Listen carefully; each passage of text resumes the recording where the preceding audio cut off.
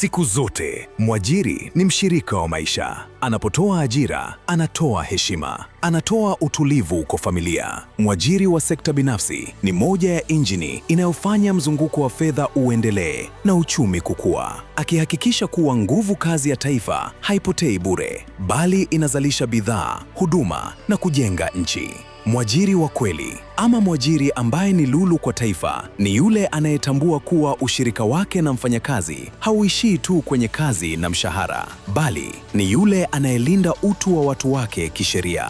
Mwajiri makini ni yule anayesema, sitakuacha uanguke pale nguvu zako zitakapopungua. Kwa kumsajili mfanyakazi wake na Mfuko wa Taifa wa Hifadhi ya Jamii NSSF na kuwasilisha michango kwa wakati, lakini safari hii ya kulinda maisha ya wafanyakazi huenda kwa ushirikiano kati ya NSSF, waajiri na wanachama. Na katika kuhakikisha hilo linatekelezwa kikamilifu, mfuko umekuwa daraja na mwongozo kwa wadau wake kwa kutoa elimu ya kina kuhusu sheria ya hifadhi ya jamii, taratibu za usajili na kueleza faida lukuki ambazo mwajiri na mfanyakazi wanazipata pale michango inapowasilishwa kwa usahihi na kwa wakati. Katika kuthibitisha hilo, kipindi cha Ijue NSSF leo kinajikita kwenye kikao cha waajiri wa sekta binafsi kilichoandaliwa na Chama cha Waajiri Tanzania ATE, ambapo NSSF ilitumia jukwaa hilo kueleza masuala mbalimbali muhimu kwa waajiri, ambapo meneja uandikishaji, ukaguzi na matekelezo Cosmas Sasi ndiye aliyebeba dhamana hiyo. Wale wafanyakazi ambao wana zaidi ya mwajiri mmoja, na tumekuwa nayo sasa, sheria imetusaidia kwenye kufanya formalization, sababu unakuta mtu ni daktari anafanya kazi Aga Khan, asubuhi jioni anatoka pale anaenda Regency, na wote waajiri wake wawili ana mkataba nao na wanamletea michango kila mwezi. Kwa hiyo mwisho wa siku what we do, tuna consolidate ile michango na replacement ya income yake, ambayo mtaona mwishoni namna gani pension inasaidia kufanya replacement ya kipato, ina reflect ile income aliyokuwa anaipata akiwa kwenye ajira. So kama alikuwa na waajiri wawili na wote wanamlipa michango, anapata mshahara, then tunatambua hiyo membership. Tunafahamu wazi kwamba kwenye private sector ambayo sisi NSSF tunaihudumia, retirement haiwi kama ilivyo kwenye upande wa public sector. Waajiri wengi mnafahamu, na tukoa tunakutana na hizi cases. Bado kuna wafanyakazi unaona kabisa kwamba unawahitaji, una mkataba nao halali na wana umri zaidi ya miaka 60. Wana umri zaidi ya miaka 60.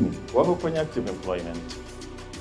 Unawalipa mshahara kila mwezi. Kwa hiyo sheria NSSF ikafanywa maboresho kwa accommodate kundi la namna hii, ambalo actually imesaidia watu wengi sana. Kuna watu walikuwa wanafika miaka 60, pensionable age, alafu nakuta credits hazijafika 180. Si unafahamu minimum qualifying condition kwenye old age kwa vipindi vya uchangiaji ni miaka 15, sasa na miezi 180. Unakuta mtu alikuwa anafika 60 years, ana miezi mwingine hata only 2 months. Kwa hiyo nalo limefanywa maboresho.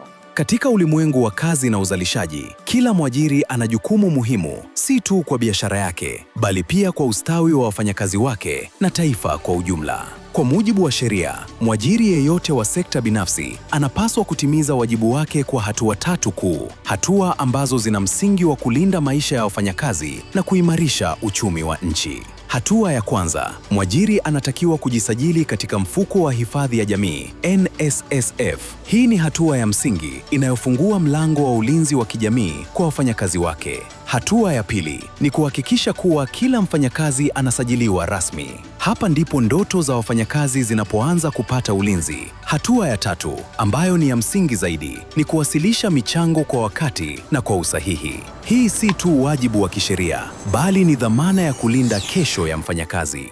Ukishakuwa ni mwajiri kwenye private sector, huna option ya kusajiliwa NSSF au kujisajili NSSF. Exception hapa ipo tu kwa wale waajiri ambao serikali ina hisa kuanzia 30%. Changamoto za kuchelewesha au kutowasilisha michango, kama nilivyosema, mojawapo ni hilo la penalty au additional contribution kwa mabadiliko haya ya kisheria. Inakuwa very expensive. 2.5% ni cost ambayo mwajiri unaweza ukaiavoid kwa kuwasilisha michango kwa wakati. Lakini ukichelewesha au usipowasilisha kabisa, mara nyingi ukicompute 2.5% ya ule mchango ambao ni unpaid, kuna wakati inakuwa even 200% depending na kipindi ambacho umechelewesha, which is actually an extra cost ya kufanya biashara ambayo unaweza ukaiavoid kwa kuwa compliant. Tunamshukuru sana Chief Justice, alitusaidia akafanya marekebisho ya Civil Procedure Code kwamba kama tutakupeleka mahakamani mwajiri, tumeshindwana kabisa. Na kwa nini tushindwane? Manake wewe kabla ya kujitetea utahitaji kwanza udeposit 50% ya hiyo amount ambayo unadaiwa. Lakini apart from that, tumekuwa tuna encourage waajiri waje kusign zile settlement agreement kama una changamoto ambazo ni genuine na unaona huwezi ku meet these obligations za kulipa michango. Tunawahimiza sana waje na wamekuwa wanakuja. Katika safari ya maisha, kila mwanachama ana ndoto, matumaini na matarajio ya kesho iliyo bora zaidi. Kwa sababu maisha hubadilika na mahitaji hubadilika, hivyo ni lazima huduma nazo zibadilike. Katika kuhakikisha NSSF inaendelea kugusa maisha ya kila mwanachama wake kwa namna halisi na yenye tija, mfuko ulifanya maboresho muhimu katika kanuni za ulipaji wa mafao. Haya si maboresho ya kawaida, ni maboresho yaliyofanywa kwa uelewa wa kina wa mahitaji ya wanachama. Pia maboresho hayo yanalenga kuongeza ufanisi na kuhakikisha kila mwanachama anapata haki yake kwa wakati, kwa usahihi na kwa heshima anayostahili.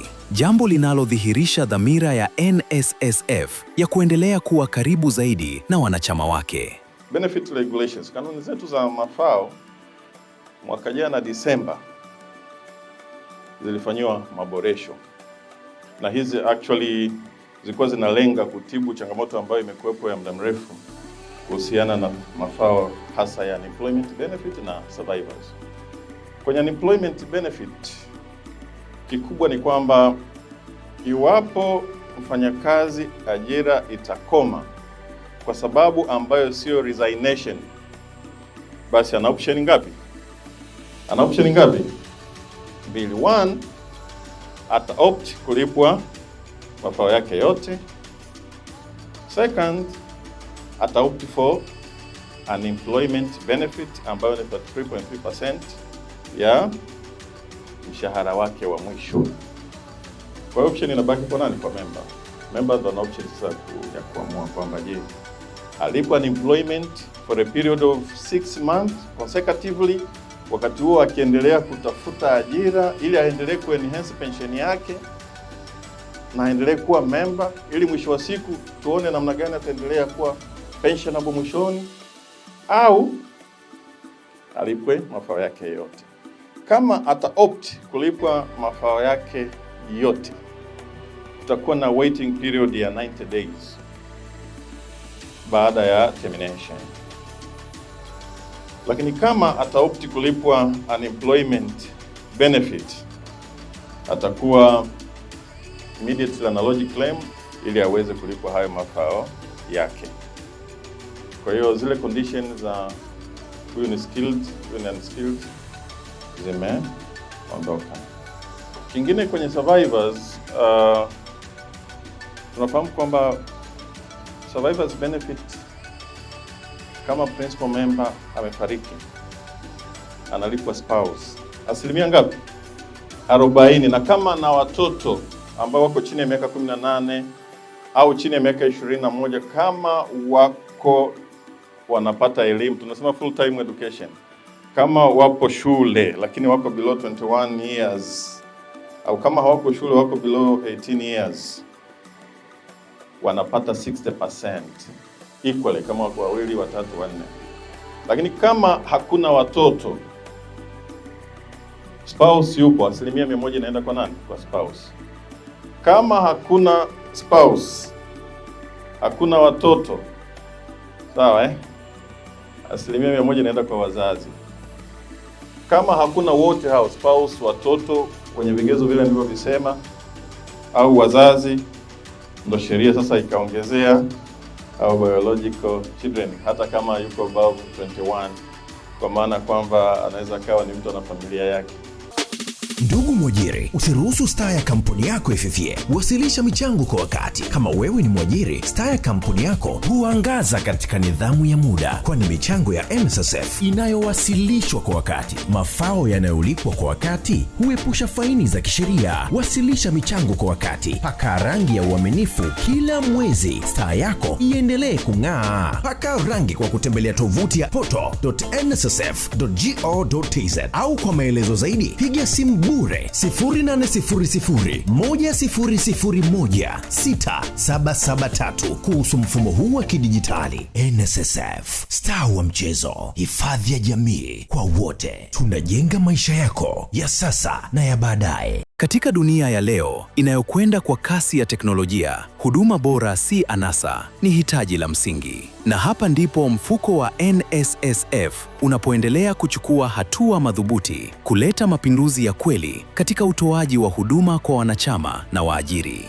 Kupitia mifumo ya kisasa ya TEHAMA, NSSF imeweka mazingira rafiki kwa waajiri wa sekta binafsi kutekeleza majukumu yao kwa urahisi zaidi. Kuanzia usajili wa wafanyakazi hadi uwasilishaji wa michango, ambapo sasa kila kitu kinafanyika kwa haraka, kwa usahihi na bila usumbufu. Mfano, leo hii mara tu mwajiri anapowasilisha michango, mwanachama anaweza kuona fedha zake moja kwa moja kwenye akaunti yake ya NSSF. Na si hivyo tu, kwa mara ya kwanza, mwanachama anapatiwa taarifa papo hapo kupitia ujumbe mfupi wa maandishi, ikimjulisha kuwa mchango wake umewekwa kwenye akaunti yake. Kwa kutumia TEHAMA, NSSF imeondoa wasiwasi, imeleta uwazi na imewapa wanachama nguvu ya kufuatilia mustakabali wao kwa karibu zaidi. Ama kwa hakika, haya ni mapinduzi ya huduma, mapinduzi yanayogusa maisha ya kila mwanachama. Mwajiri, kama una new employee, kabla ya kulipa NSSF contribution, unaingia, una register, unapata membership number immediately. Na kama ana national ID, but nzuri tumeintegrate na NIDA, it takes you few seconds, umemaliza registration, membership number imerudi, unamuingiza kwenye schedule yako, unafanya remittance kwa request control number immediately ukiwa huko lipo. Ukishalipa, within 10 minutes ile michango ina reflect kwenye statement za wanachama, unapata SMS. Kwa hiyo mnapata SMS, mwajiri akishalipa mchango wako umepokelewa ni NSSF kiasi cha shilingi hivi na hivi kila mwezi. Lakini very soon naanza pia kuleta taarifa kwamba mchango wako haujawasilishwa. Lakini ndugu zangu, sisi tunapozungumza hivi tuna pensioners 36 na hamjawahi kusikia wanapiga kelele kwamba pension imechelewa. Katika hao pensioners kuna watu wana miaka mpaka 95, 99 na tunawa verify. Maana kama aliondoka na miaka 60, ameishi miaka mingine mingapi? 30 and above. Swala la kuhakikisha kwamba unaendelea kuwa mwanachama ili baadaye katika uzee wako uishi vizuri, uwe guaranteed na kipato ni la msingi sana. Tusiingie kwenye mkumbo kwamba okay, kuna kulipwa mafao yangu yote leo, mimi na miaka 35, nimechangia miaka 10, only 5 years imebaki, nakuja nachukua milioni 100. Baada ya muda uzoefu unaonyesha hiyo milioni 100 huwa inapotea baada ya muda mfupi sana. Katika maisha ya kila siku ya mfanyakazi, kuna jambo moja muhimu kuliko yote, nalo ni uhakika wa kesho. Na hapo ndipo huduma za NSSF zinapokuwa nguzo imara, hasa kupitia mafao yake yanayogusa maisha ya wanachama moja kwa moja. Kando ya mkutano wa waajiri wa sekta binafsi, kuna simulizi ya kweli ilijitokeza yenye kugusa moyo. Pale mmoja wa waajiri, akiwa na furaha isiyofichika, alisimama na kushuhudia mbele ya wengine jinsi mfanyakazi wake alivyonufaika na huduma ya matibabu kupitia mafao ya matibabu ya NSSF, ambapo alithibitisha kupitia mafao hayo, mfanyakazi wao alipata matibabu yaliyomrejesha katika hali yake ya kawaida na kumfanya aendelee na maisha na kazi yake kama awali. Tulikuwa na mfanyakazi wetu mmoja ambaye alikuwa ni messenger, alikuwa na shinikizo la damu. Huwa tunamlipia mchango wake wa NSSF kila mwezi, lakini bahati mbaya ile shinikizo la damu akapata paralyze, damu likavuja kichwani, akawa hajitambui, akapelekwa hospitali. matibabu yote ilikuwa covered na NSSF, jambo ambalo sisi wafanyakazi wote ilitufurahisha na kutushangaza, maana tulikuwa hatujui kama wanaweza wakakutibu kiasi hicho. Alifanyiwa operation kubwa Muhimbili, alipasuliwa kichwa na akatibiwa vizuri na akapona, na sasa hivi yupo kazini na anaendelea na kazi na bado anaendelea na mchango. Lakini kwa vile ilifanyika kwa haraka na huduma ilikuwa nzuri sana, pia ilimfanya aishi hadi leo.